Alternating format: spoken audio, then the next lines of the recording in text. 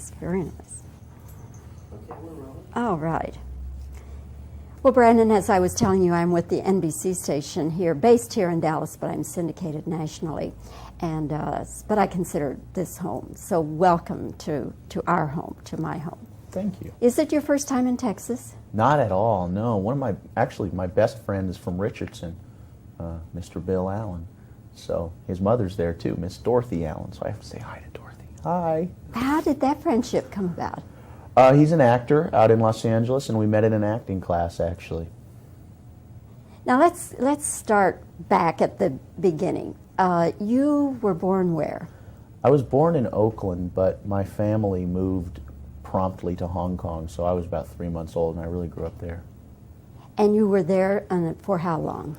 Until I was 8 and a half. After my father passed away, my whole family moved back to the United States.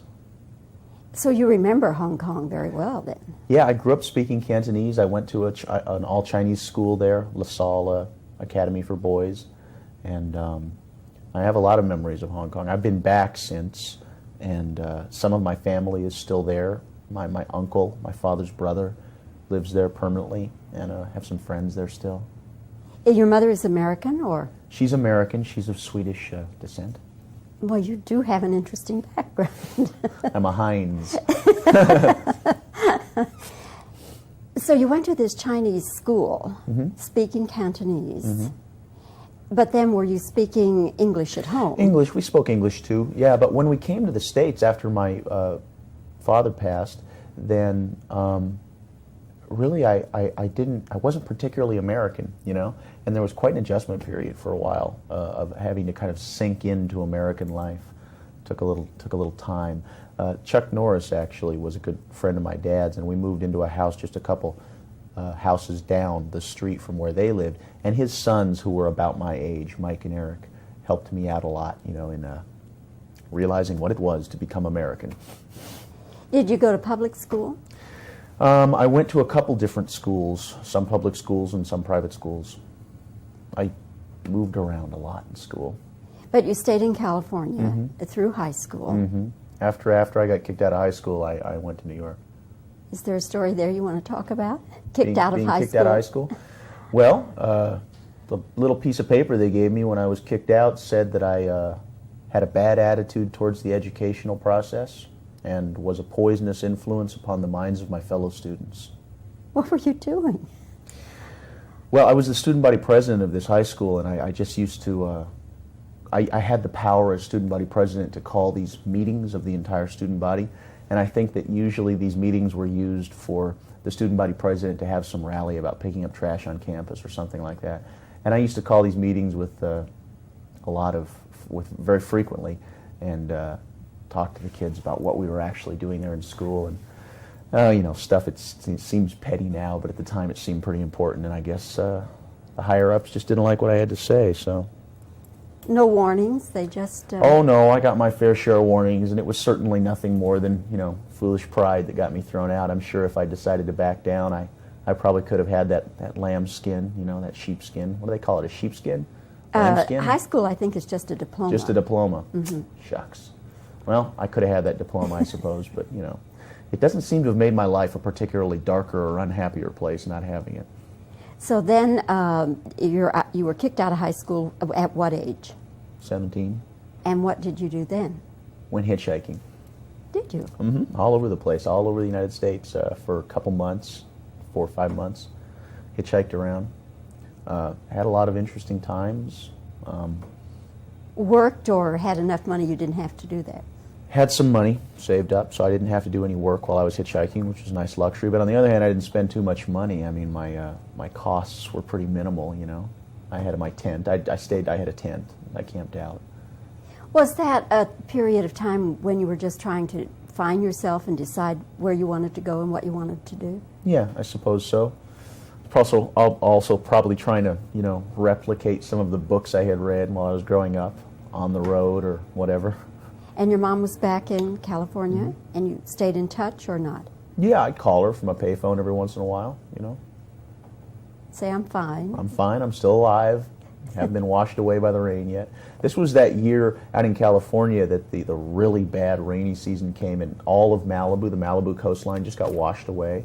And I remember like hitchhiking all the way up the coast highway, and just it was devastation. Everything was gone, and it was interesting. And I actually made my way to this Zen Buddhist monastery called Tassajara up there near Big Sur, and spent a little time there. It was pretty interesting. Did you absorb that philosophy and practice it, or? No, it influenced me a little bit, but I certainly didn't join up and shave my head. Then you came back home, and then what? Came back home, got a job working in a restaurant for a while, took the GED, the high school equivalency exam, and went to college for almost a year. Dropped out of college, got a job working for a producer, did some auditions, got my first acting job, and been doing it ever since. What was your very first acting job? First one I ever got paid for, got my Screen Actors Guild card for, was this TV movie called Kung Fu the Movie. And it was a spin-off of that venerable old series with David Carradine. And I played his long-lost son in it. Now, did you do any martial arts in that? A little bit, yeah, but nothing like rapid fire. We were a little hampered by television morality, you know. When did you learn, or how did you learn the martial arts? I started learning martial arts with my dad. Really? Just really about as soon as I could walk. That was really just kind of how we played at my house, you know. And my dad was always training. He was a real fanatical trainer, very dedicated to his art. And so he always had students over in the backyard working out, and I'd always be out there imitating them. And eventually my father started training me pretty seriously. And after he passed away, there were a couple of years where I didn't work out at all, which was during that time that I was talking about before when we first moved to the United States. And then I took up training again when I was about 13 with the man who is still my sifu today, a man named Danny Inosanto, who was my dad's senior student at the time of his death. So it was kind of a nice line, unbroken line. When did you make the first movie, when you were the star?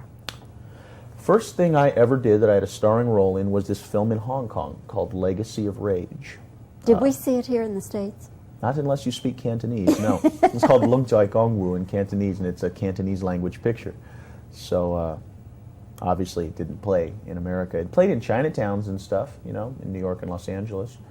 And it was fun. It was a lot of fun. It was very interesting working on an Asian production. They do things differently over there, and it was a real good learning experience. It's a lot more, they don't have the guilds that we have in the United States, the Screen Actors Guild and all the different unions and such. And so everything's a lot more like what I understand from my reading Hollywood in the 20s used to be like. You know, it's very much like, you grab the light and hold it there, you run the camera, and what should we shoot today? And we just kind of make it up and improvise it, you know. And at the time it was pretty nerve-wracking, but it was actually a good experience. And were you the star? I was a star, yeah. Okay. And then, the second movie then? I did Showdown in Little Tokyo last year, which I was co-starring with Dolph Lundgren. And that film I didn't have a lot of input into. It was really just a job for me, but it was a good experience too. Rapid Fire is the first time I've ever starred in an American motion picture, and I had the chance to do the fight choreography for the film too, along with Jeff Imada, the stunt coordinator. And so it was a lot of responsibility, you know, and it's really my first real big shot, I guess you'd say. Brandon, did you initiate the project, or they came to you, or what? I managed to, using that footage from the film that I had done in the East, I managed to get myself into a situation to make a movie with 20th Century Fox, and then the movie was actually developed for me. So that was really nice because I had a lot of input into the form that the movie eventually took. The movie, I just came from the film, and really? It is non-stop action. I mean, it just boom, boom, boom, you know, never lets up. But a lot of people may, before they go to it, may think it's all just martial arts, but it actually incorporates a lot of different kinds of action. Yeah, when you make a martial arts movie in the modern world, you're faced with the problem of guns. You know, I mean, the simple fact of the matter is that if anybody's got a gun and they're out of range, you're in big trouble. You know, and as the choreographer for the film, I wanted to really address the issue whenever there was a gun in the room, because it seems awfully convenient that, you know, you often wonder, why doesn't somebody just pull out a gun and shoot him? You know. And we had people in the movie, because some of the opponents in the movie are from the Italian mafia, so we had to assume they would not be martial artists, you know. So some of the fighting in the movie is not particularly, on their part, particularly skilled martial arts. It's more like street fighting. And the other group of bad guys in it were from an Asian gang, so we figured that they would have some martial arts skill. So we got the chance to mix it up a lot, do a lot of different things. The very opening scenes of the movie I found fascinating. Where were they shot? In Thailand. It just had to be on location. I Yeah. mean, you know, it just Yeah. had to be. It was on the Chao Phraya River in Thailand. Fascinating, just fascinating. For people who are into martial arts, what are the different kinds of martial arts represented in this film? My training lies in Jeet Kune Do, which is the art that my father created while he was alive. In the film, you'll see influences of that. There's also some Thai kickboxing in there. There's a little bit of Filipino Eskrima in there, which is the stick stuff that you see in the film. There's some American boxing in there, you know. My father's art of Jeet Kune Do, he took the best from the arts that he had studied and compiled it along with what he added himself into this art that he called Jeet Kune Do, which means the way of the intercepting fist. And he really pioneered what came to be known and is known today as the eclectic martial arts, meaning that you draw from different sources, you know. So there's actually quite a great deal of stuff in the film. It's all stuff that I felt very comfortable doing, and stuff that, it's all real techniques, you know, stuff that would actually work and that you would use. Although admittedly, the fights as they appear in the movie are not my idea of how a real fight would happen. They're sensationalized, they're theatricalized to a point, you know. But that's due to the nature of this film. At a later date, I would be interested in doing a film where the martial arts were portrayed in a realistic fashion as well. I think that might be pretty interesting. You did shoot on location in Chicago. Mm-hmm.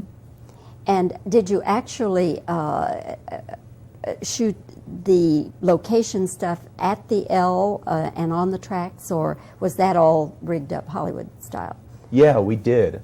It was right in the middle of summer. In fact, it was just about a year ago this month, or next month actually, almost a year ago, and it was hot, and we were shooting nights up on these elevated train tracks, and there's that third rail, you know, the electrified rail that the train runs on, and if you touch it when it's on, you're dead, right? And the thing was, of course, the power was turned off while we were working, but you know, you're just imagining some guy back in Central going, why is this switch off? You know. And it was a very treacherous place to work because there were all these gaps between the boards, and the street was about 30 feet below, and it was hot, and it was the end of the shooting schedule, and it's all action, you know. But it was fun. I liked Chicago a lot. Did you at any time use a stunt double? Yeah, sure. There's some stuff in the film like where the motorcycle goes through the plate glass window. You know, that's not me. I do all my own fighting in the movie because that's just part of the bag, you know. I mean, that's part of what I'm up there for in that film. And I wouldn't want someone else to represent my style in a film. But stuff like going through a plate glass window or, you know, getting thrown into a bar full of glass bottles, yeah, I had a great stunt double, a guy named Jeff Cadiente for. I've learned, as I've gotten a little older, that it just doesn't do anybody any good for you to get hurt on a film because it just slows everything down. It costs everybody a lot of money, and it puts a lot of people out of work. You know, it's not a particularly responsible thing to do. What was the budget on this picture? I think it was about $15 million. A lot of picture there for $15 million. Well, Dwight Little, the director, was great. I mean, he's a hot shot. You're going to be hearing about him. Is this his first? No, not at all. He did Marked for Death, which was one of the Steven Seagal pictures before this one.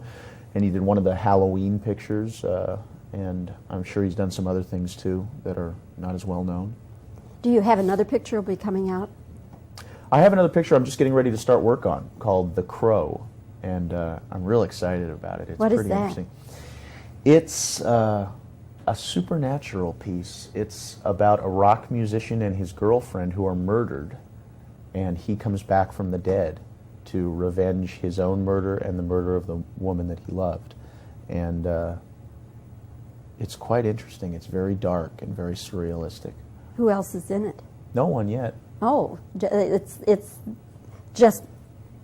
just me so far. yeah. Okay, all right. Lucky Brandon, me. it's been very nice talking with you. You're a very articulate, charming young man. I've enjoyed the visit with you. Thank you very much. And congratulations on Rapid Fire, and I hope it does dynamite business for you.